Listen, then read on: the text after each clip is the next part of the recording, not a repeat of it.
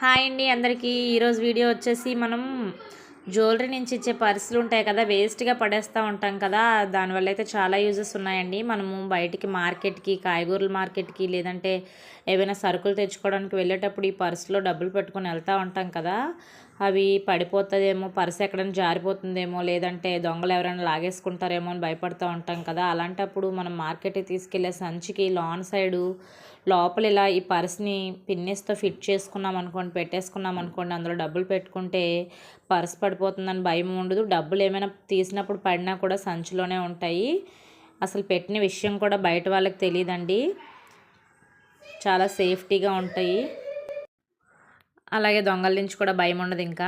ఇంకా అదే పర్సులో ఫోను, డబ్బులు కూడా పెట్టుకోవచ్చండి. ఇంకా పడిపోతుందని భయం అయితే ఉండదు. పెట్టిన విషయం కూడా బయట వాళ్ళకి తెలీదు.